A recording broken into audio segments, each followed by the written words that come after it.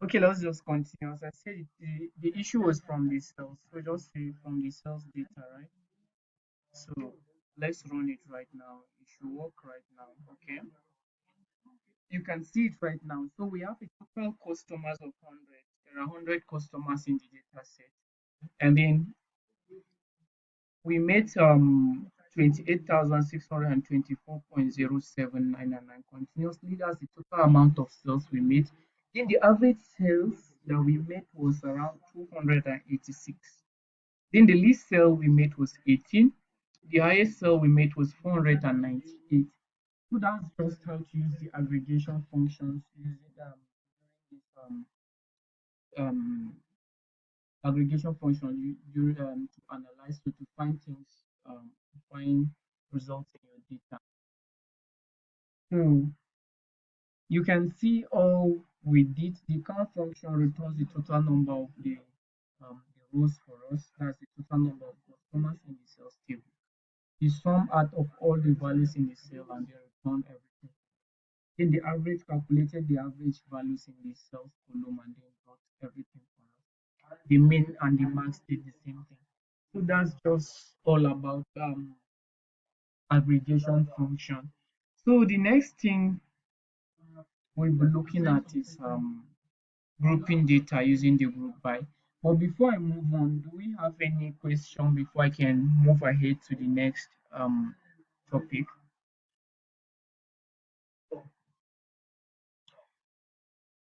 Is anybody having any question? No question, right? Hello, are you guys there?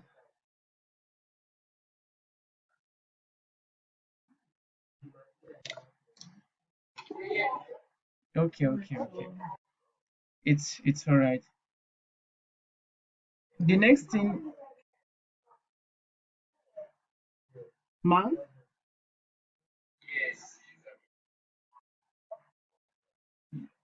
Okay. So the next thing we're going to be doing is we're going to look at how you can group data.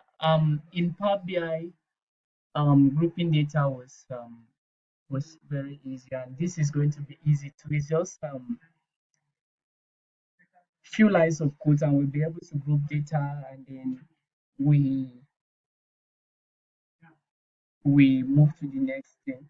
So the group by clause is used to organize identical data into groups, and then it's often used with aggregation functions to perform calculations on each group of data rather than on an entire table. So if this grouping cannot work on its own without the aggregation function, so it's either we use it with the count function or we use it with the sum, average, mean, or max, but it can't just work on its own. Let's just look at an example of how the group by clause work. So let's say um we want to let me just look at the table. So let's say we want to get the total sales for each of the products in this table, and we have plenty products here. We are going to find out, but we want to see how many products or how these products perform. One or two customers might buy the same product. That's we can see from here we have customer 35 buying product 3, and then customer 33 also buying product 3, and customer 30 also buying product 3. So we want to see how we can get the total sales for each of these products using the group by clause. So let's just go ahead and then type our code. The select statement is always the first thing, as I said. So you select. Okay, let me just tell you guys something before we can go ahead.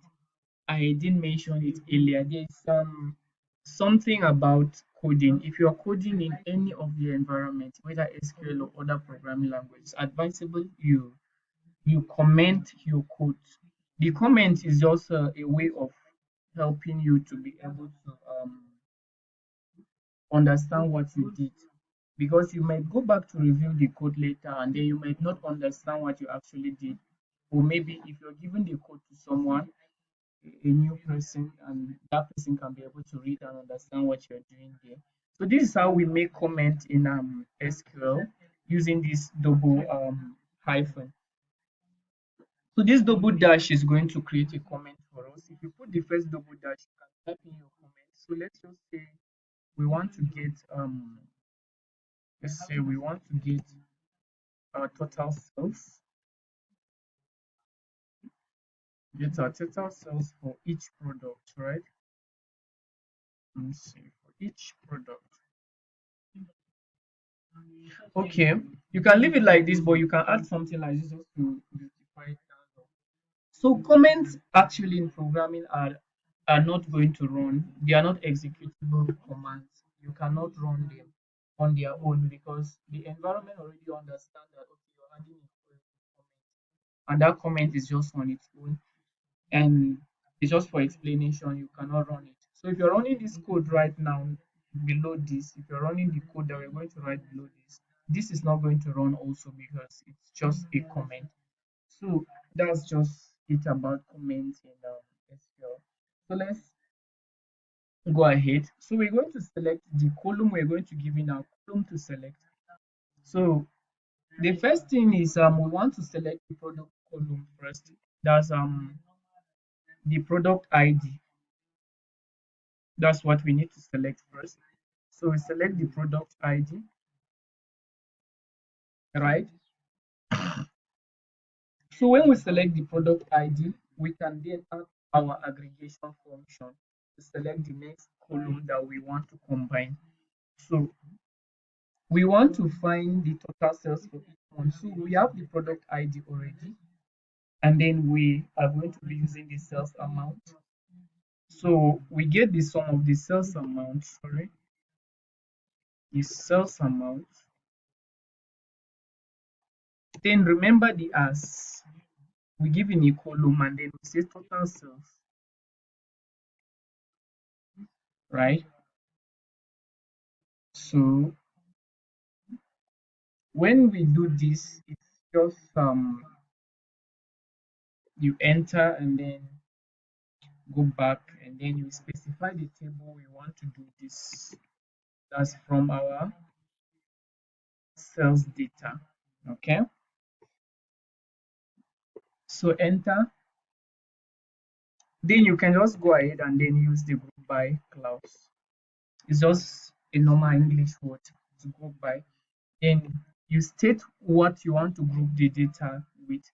You can group the data with the product ID. That's the total products. It's going to list the total product for us and then give the sum of each product. Let's see. We can always enter and then tap to just make our code looks good. So product, sorry, product ID. So let's just see it. Okay. So you can see here from the calculations right now that the the code was able to return something for us. That's the product right now. We have product 13 with 1,853, product 9 continuously. Even though this data is not it's not in descending or ascending order, it's in a random order. So we're going to look at how we can make that appear in either a descending or ascending order. So this is just the products we have, and then we can add just small codes to it to be able to um, get it. That's where we need to get the product that has the highest sales from it. So let me just I'm coming, please.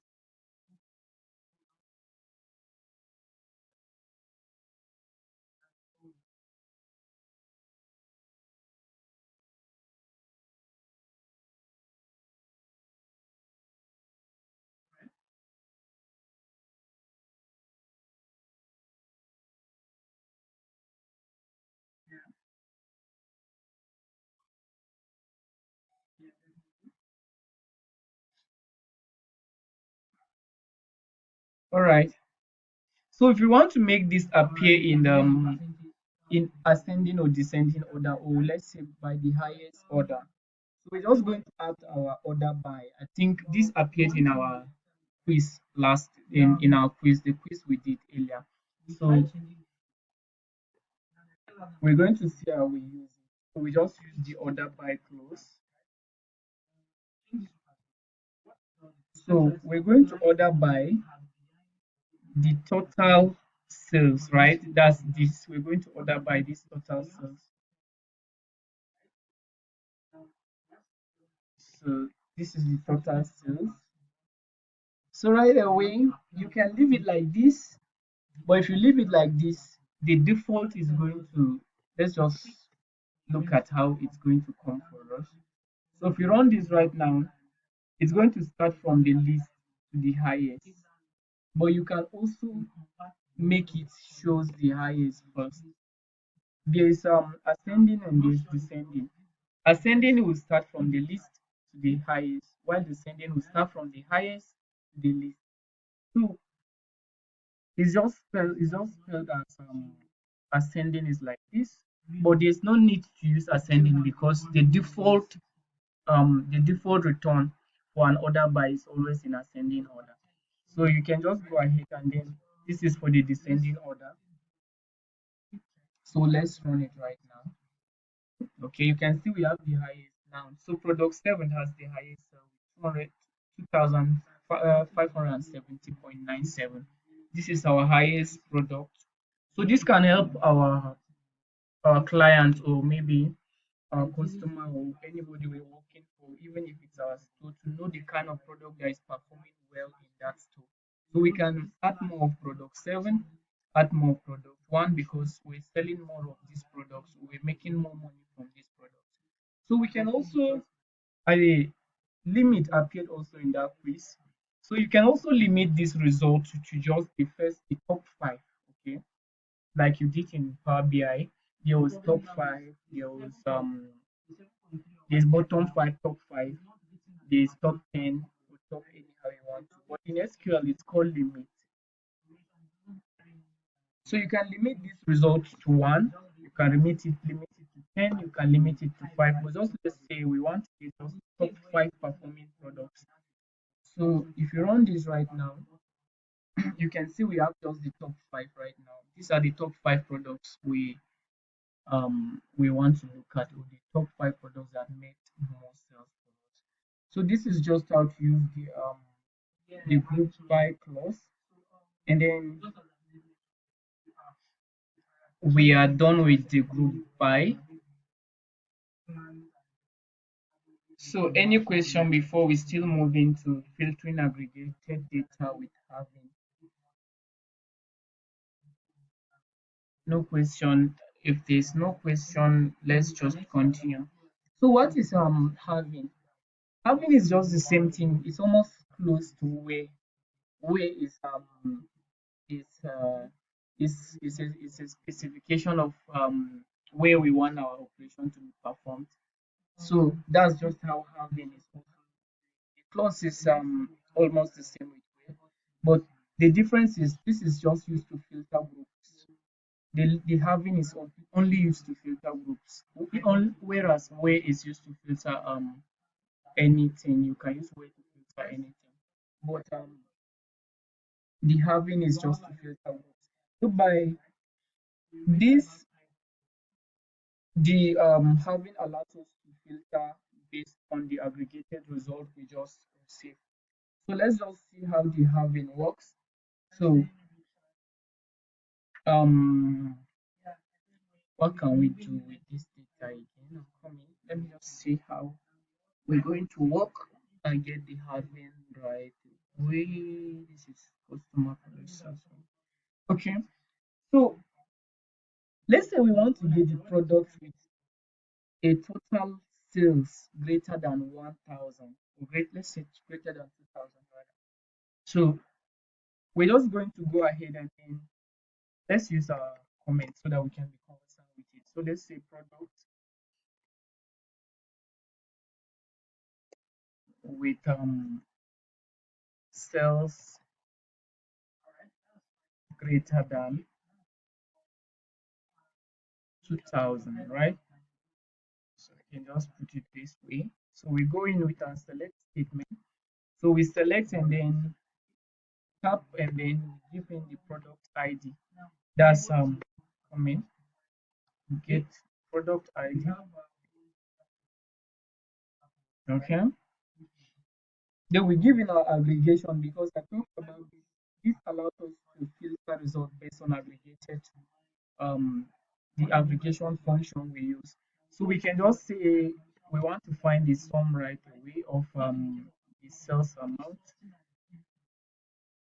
Uh, so we can state it as our total sales. Um, then we can go ahead and then state where we want to do this. Say, from our sales, enter. Then we're going to group it because I said this works with grouping. So we group it by the product ID. This is just the same code but just different approach. So product ID, and then having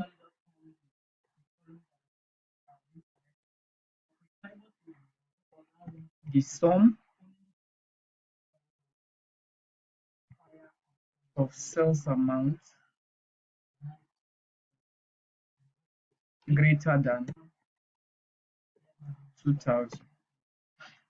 So if we run this code right now, let me just see. If we run this code right now, we're going to get the product with sales greater than 2000. So let's just run it. Okay, there's unknown from, oh, sorry, please. I always forget about the data because of the first table we created. So you can see right now, it's only displaying the products with 2000 and above for us. So that's just how having works. It just filters results for us. If we finish grouping, we use having to get the results from grouping based on either greater than, less than, or equal to. So we can use less than here. Let's say less than. Okay, so you can see it's displaying products that was sold less than 2000. So we can be able to get, okay, these products are least performing products for us. So we can say are products that we don't make much sales from using this having function. Or we can just use it as we can say equal to 2000. Let's see. I'm not sure there's a cell. Yeah, there's no cell that is actually equal to 2000. So this is greater than, let's leave it to where it was. So that's just everything about having.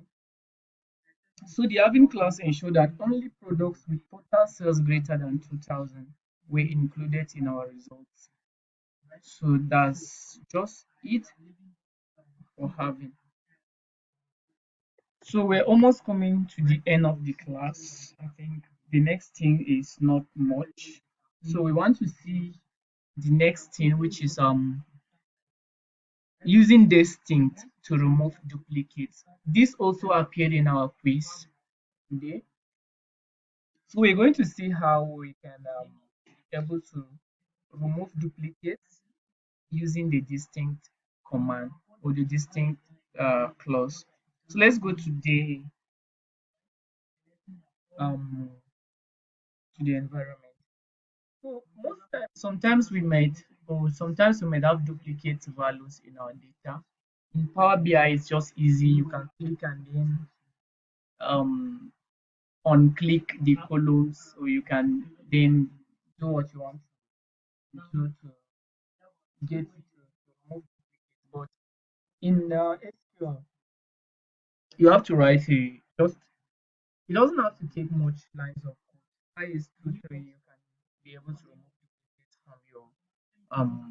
from your data set. If the duplicate is not there, you you're going to get a null or you are going to get an empty return. So it's just going to return unique values for us. So let's just see how this work. So let's work with our comment, get the unique values. We can say it's called distinct in SQL. I knew someone selected, or you guys, both of you selected unique because of the English that appeared online. It was saying which data, which of this is used to remove unique or to show unique data, and then you guys selected unique, but the actual clause we use here is distinct. So you can just use select this distinct. All right, it's showing here. Let's say our customer ID has duplicate. Let's say maybe there's a customer that we duplicated. So we can be able to just display unique customers so that we can know actually how many customers we have, because some customers may come back to buy another product. Let's say Mr. A came yesterday, Mr. A come today. So this Mr. A is going to be recorded as Mr. A and Mr. A. But in this thing is going to only return one of the Mr. A for us. So let's just see. So we can use the column name, which is customer. Let me see, which is the customer. What's it, please? It's customer ID, right? So this is our customer ID. Then you state where you want to get the result, which is our sales data. All right. Okay. So if we do this, it's going to display this thing for us. So you can see these are the distinct customers we have. So if you count it, I'm not sure this is almost this up to 100 because some customers were duplicated. So that's just how to use distinct to remove duplicate record from our result set.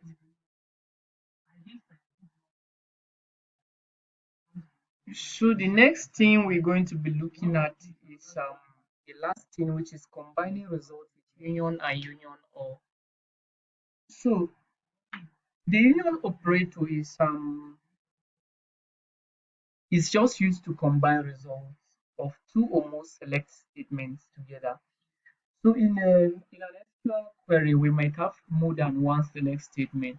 The select statement doesn't have to be one because you might be working with more than one row at a time, and then if you pick a row and then you perform your analysis on the first row, you can pick another one, analyze, keep on doing that under the same query.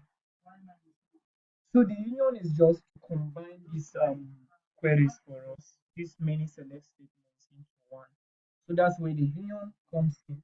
The union is going to actually remove duplicates from the result set, but the union all, the difference between the two is the union all is going to bring all the duplicates along with the result, whereas union is going to give us the result without duplicates. So let's just see how this is going to be applying for us. So let's just see. Let's say right now in our data set, let's say we want to combine customers from two regions. Okay, this is region A and region B. Is someone joined? Someone joined. Let me see something. Okay, the call ends in 15 minutes. Let me just see if we can beat this time. So we want to combine customers in A and B all together. Okay, we can just use the union to get that. So let's just say combine customer list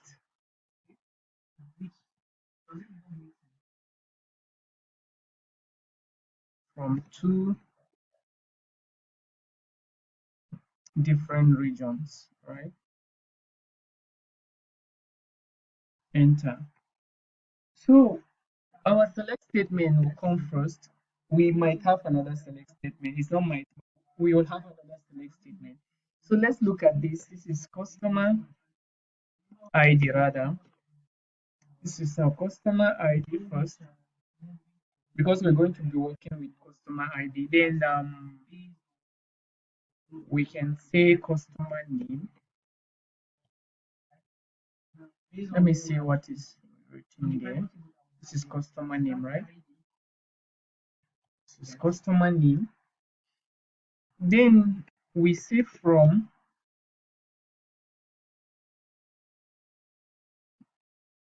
sales data, and then we say region A. Let me see. Okay.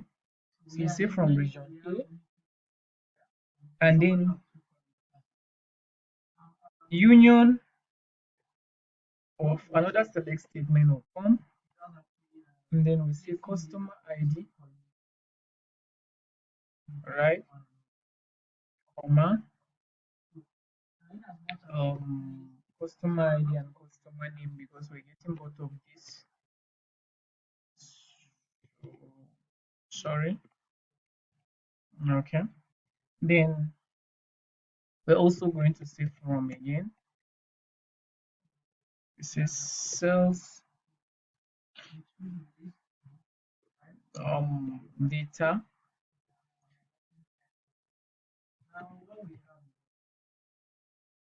region B.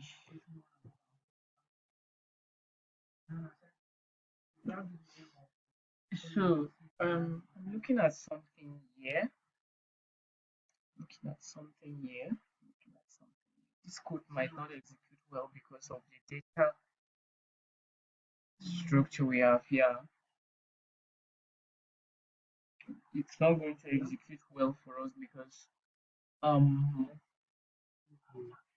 this is actually supposed to work with two tables that are different from each other, and these tables are, let's say this they are sales and the sales data. Then we can be able to use the union to combine the two tables together, but this is already contained in a single table and it's already combined, so we can just leave this like this and it's going to display something for us. It's going to display both for us. So let me just see. Okay.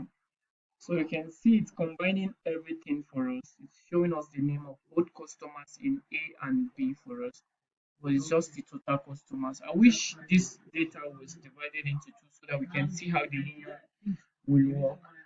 So it's just the same thing right now. If we use union all right now, okay, you can see union all is starting from customer 1 to customer 100. But if we just remove this union all and then leave it as union and then run this, you can see it's customer 1, okay, to also 100 this time around. But these customer IDs, you cannot see duplicates of that. So that's just it about the union and the union all. So for today's class, that's all we can swallow. We're almost 2 hours out. So let me just listen to your questions before the time runs out. If you have any question, we have 10 minutes. If you have any question, you can ask now. This is time for questions. Now remember, I'm going to give you guys assignment. The last time I did give you assignment because I felt it was just the first class. And let me just hear your questions before we can class. Any questions?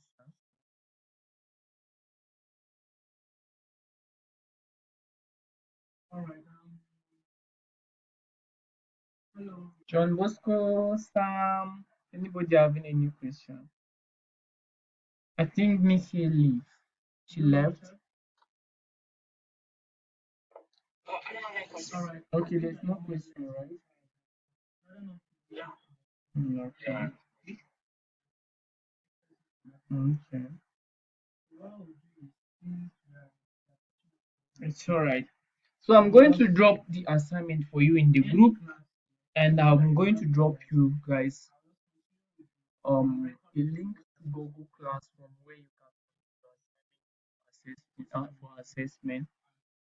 So that's just all for today's class. So um Sam, I think you can actually go back to the video I dropped for you. Go and watch it because that's our last class. That was in our last class. The next class is supposed to be our last class, but I'm not sure if we can make it. If we don't make it, we're going to create another session, maybe on a Wednesday or something, so that we can be able to wrap this all in time. So thank you guys, and we call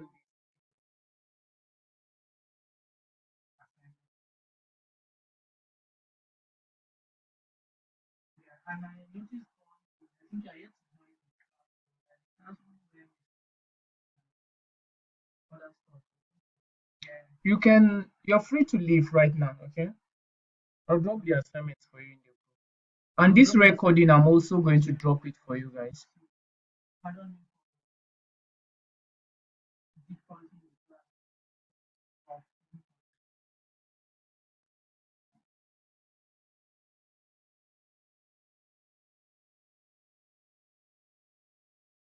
John Bosco, you don't want to leave. Okay, it's alright. Let me leave the call. Let me cut the call.